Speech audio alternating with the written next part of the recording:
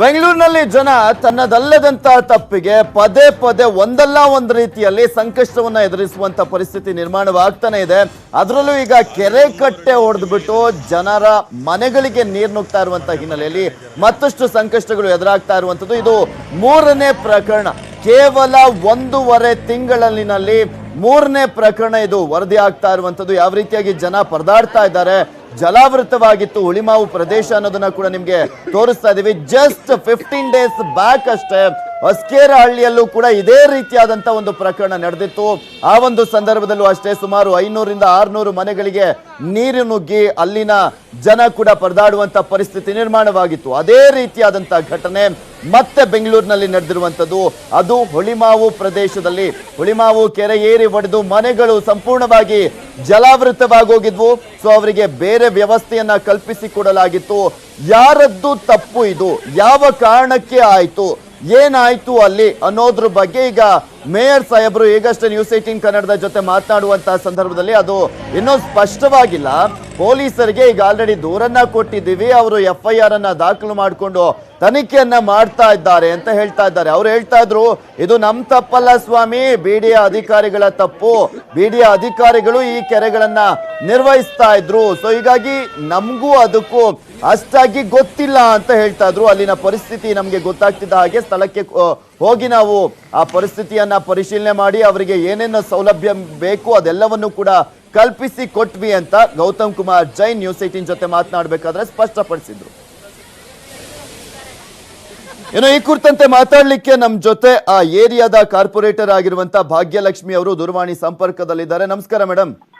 ನಮಸ್ತೆ ಸರ್. ಏನ್ ಕಾರಣ ಇದಕ್ಕೆ ಅಂತ ಈ ಘಟನೆಗೆ?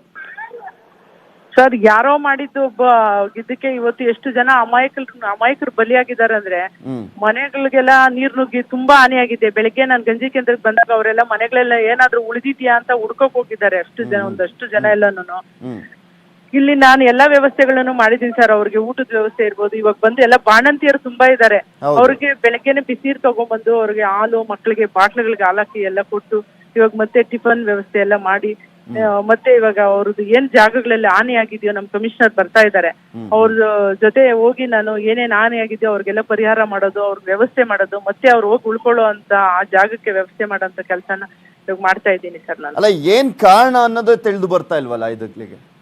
ಸರ್, ಅದು ನಾವು ಇಮಿಡಿಯೇಟ್ ಆಗಿ ಹೊಡೆದು ನಾನು ಫೋನ್ ಮಾಡಿದಾಗ, ನಾನು ಅಲ್ಲಿ ಹೋದಾಗ ಯಾರೋ ಕಾರ್ತಿಕ್ ಅಂತ ಹೇಳಿದ್ದು ಸರ್, BDA ಕಾಂಟ್ರಾಕ್ಟ್ ಅಂತ ಹೇಳಿದ್ದು. ನಾವು ಕಂಪ್ಲೇಂಟ್ ಕೊಟ್ಟಿದ್ದೀರಿ, ನಾವು ಆಕ್ಷನ್ ತಗೊಳ್ಬೇಕು. ಅವ್ರ ಮೇಲೆ ನಾವು ಆಲ್ರೆಡಿ ಆಗಿದೆ ಸರ್, FIR ಆಗಿದೆ. ಅಲ್ಲ, ಇದು ಮೊದಲ ಪ್ರಕರಣ ಅಲ್ಲ ಮೇಡಮ್ ಭಾಗ್ಯಲಕ್ಷ್ಮಿ ಅವರೇ, ಗೊತ್ತಿದೆ ನಿಮ್ಗೂ ಕೂಡ. ಮೊನ್ನೆ ಅಷ್ಟೇ ಹೊಸಕೇರಹಳ್ಳಿಲೂ ಕೂಡ ಇದೇ ರೀತಿಯಾಗಿ ಆಗಿತ್ತು. ಅಕ್ಟೋಬರ್ 10ನೇ ತಾರೀಕು ಮತ್ತೊಂದ್ ಕಡೆ ಬೆಂಗಳೂರಿನಲ್ಲಿ ಇದೇ ರೀತಿಯಾಗಿ ಆಗಿತ್ತು. ಟೋಟಲಿ ಮೂರನೇ ಪ್ರಕರಣ ಇದು. ಪದೇ ಪದೇ ಈ ರೀತಿಯಾಗಿ ಆಗ್ತಾ ಇದೆ ಅಧಿಕಾರಿಗಳ ನಿರ್ಲಕ್ಷ್ಯದಿಂದಲೇ. ಸರ್, ನಾವು ಅವ್ರಿಗೆ ನಾನು ಲಾಸ್ಟ್ ಟೈಮ್ ಮೀಟಿಂಗ್ ಆದಾಗೂ ಹೇಳಿದ್ದೆ ಸರ್, ಕೆರೆ ಕೆಲಸ ಏನಾದ್ರೂ ಸ್ಟಾರ್ಟ್ ಮಾಡ್ಬೇಕು ಅಂದ್ರೆ MLA ಗಮನಕ್ಕೆ, ನನ್ನ ಗಮನಕ್ಕೆ ತರದೆ ಏನು ಕೆಲಸ ಮಾಡಬಾರ್ದು. ನೀವು ಅದನ್ನೆಲ್ಲ, ಯಾಕಂದ್ರೆ ಅಲ್ಲಿ ಫುಲ್ಲು ಒತ್ತುವರಿ ಜಾಗಗಳಾಗಿದೆ, ಅದನ್ನೆಲ್ಲ ತೆರವುಗೊಳಿಸಿ ಫಸ್ಟ್ ಫೆನ್ಸಿಂಗ್ ಹಾಕಿ ನೀವು ಕೆಲಸ ಮಾಡ್ಬೇಕು. ಅದು ನನ್ನ ಗಮನಕ್ಕೆ ತಲ್ಲದೆ ಯಾವ ಕೆಲಸನೂ ನೀವು ಮಾಡಬಾರ್ದು ಅಂತಾನೂ ನಾನು ಹೇಳಿದ್ದೆ ಸರ್ ಅಲ್ಲಿ ನಮ್ಮ ಅಧಿಕಾರಿಗಳಿಗೆ. ಯಾರು ಬಂದು ಕಾಂಟ್ರಾಕ್ಟ್ರು ಕೆಲಸ ಮಾಡೋದು ನಮ್ಗೆ ಇನ್ಫಾರ್ಮೇಶನ್ ಕೊಡದೆ, ಏನು ವಿಷಯ ಗೊತ್ತಿಲ್ಲದೆ ಅವರು ನಿನ್ನೆ ಬಂದು, ಅದು ಸಂಡೇ ಯಾರು ನಮ್ಮ BBMP ಅಧಿಕಾರಿಗಳೆಲ್ಲ ರಜದ ಮೇಲೆ ಇರ್ತಾರೆ, ನಿನ್ನೆ ಸಂಡೇನೆ ಹೋಗಿ ಮಾಡೋಗಿದ್ದಾರೆ. ಅಂದ್ರೆ ಏನ್ ಉದ್ದೇಶಕ್ಕೆ ಮಾಡಿದ್ದಾರೆ ಅಂತ ಗೊತ್ತಾಗ್ತಾ ಇಲ್ಲ sir. Okay, thank you Bhagyalakshmi ಅವರೇ ನ್ಯೂಸ್ 18 ಕನ್ನಡದ ಜೊತೆ ಮಾತನಾಡಿದ್ದಕ್ಕೆ. ಇದ್ರ ಬಗ್ಗೆ ಮತ್ತಷ್ಟು ಡೀಟೇಲ್ಸ್ ಅನ್ನ ನೀಡ್ತಾರೆ ನಮ್ಮ ಪ್ರತಿನಿಧಿ ಮಂಜು, ನೇರ ಸಂಪರ್ಕದಲ್ಲಿ ಜಾಯ್ನ್ ಆಗ್ತಾ ಇದ್ದಾರೆ. ಎಸ್ ಮಂಜು, ನೋಡ್ತಾ ಇದ್ವಿ ಯಾವ ರೀತಿಯಾಗಿದೆ ಪರಿಸ್ಥಿತಿ ಅಂತ, ಯಾವ ರೀತಿಯಾಗಿ ಸ್ಪಂದಿಸ್ತಾ ಇದ್ದಾರೆ ಅಧಿಕಾರಿಗಳು, ಇನ್ನು ಏನೆಲ್ಲ ಸಂಕಷ್ಟವನ್ನ ಅನುಭವಿಸ್ತಾ ಇದ್ದಾರೆ ಅಲ್ಲಿನ ಜನ?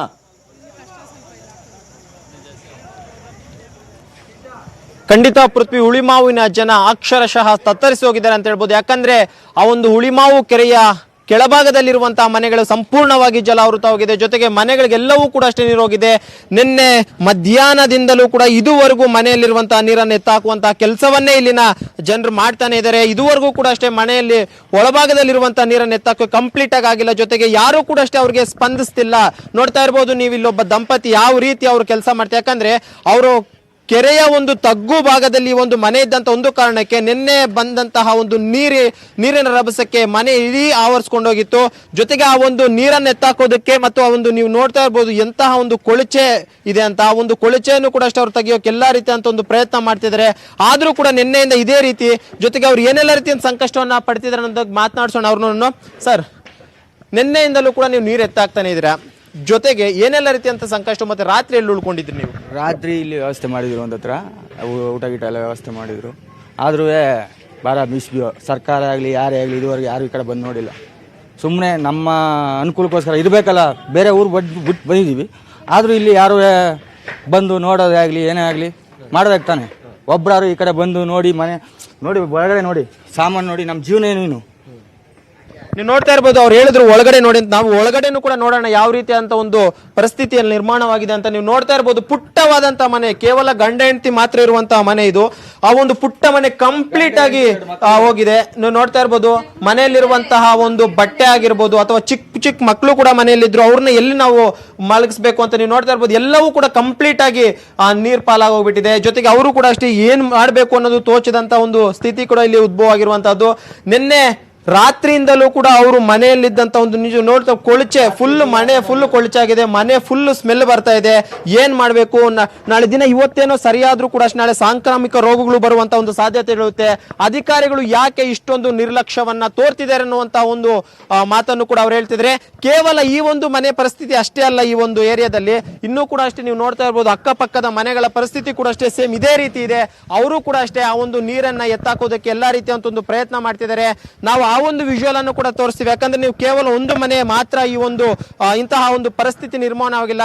ಇಲ್ಲೊಂದು ಮನೆ ಇದೆ, ಈ ಒಂದು ಮನೆಯಲ್ಲಿ ನೀವು ನೋಡ್ತಾ ಇರಬಹುದು, ಇಲ್ಲೊಬ್ಬ ವೃದ್ಧ ದಂಪತಿ ಕೂಡ ಅಷ್ಟೇ ಆ ಒಂದು ನೀರನ್ನು ಎತ್ತಾಕೋಕೆ ಏನೆಲ್ಲ ರೀತಿಯಂತ ಒಂದು ಪ್ರಯತ್ನ ಮಾಡ್ತಿದ್ದಾರೆ.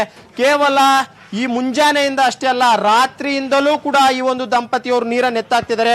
ಅವ್ರನ್ನೂ ಕೂಡ ಮಾತಾಡ್ಸೋಣ, ಏನೆಲ್ಲ ರೀತಿಯಂತ ಸಂಕಷ್ಟಗಳು ಅವ್ರಿಗೂ ಕೂಡ ಎದುರಾಗ್ತಿದೆ ಅಂತ.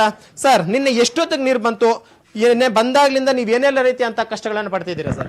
ಎಲ್ಲ ಬದಿ ಅದೆಲ್ಲ ಫುಲ್ಲು ಮಣ್ಣು ತುಂಬ್ಕೊಂಡ್ಬಿಟ್ಟಿತ್ತು ಸರ್. ನಾವು ಇರಲಿಲ್ಲ, ಫುಲ್ಲು ಬದಿ ಆಗ್ಬಿಟ್ಟು ಎಲ್ಲ ಸ್ಪಿಡ್ಜು ಹೋಯ್ತು. ಮತ್ತು ಊರದು ಪತ್ರಗಳು ಅವು ಎಲ್ಲ ನೆಂದೋಗ್ಬಿಟ್ಟವ. ನಾವು ಬಂದೋ ಈಗ ಎಷ್ಟೋ ಎತ್ತಾಕೋರು ನೀರು ಮಿಕ್ಕಲು ಸಹಿತ ತುಂಬ್ಕೊಂಡ್ಬಿಟ್ಟದ. ಇರ್ನಿಲ್ಲ, ನಾವು ಆ ಕಡೆ ಎಲ್ಲೋ ಇದ್ದೋ. ಅಷ್ಟು ಬರೋ ಅಷ್ಟರಲ್ಲಿ ಓಪನ್ ಆಗ್ಬಿಟ್ಟದ ಬೇಗ ಕೆರೆ. ಫೋನ್ ಮಾಡಿದ್ರು ಸರ್.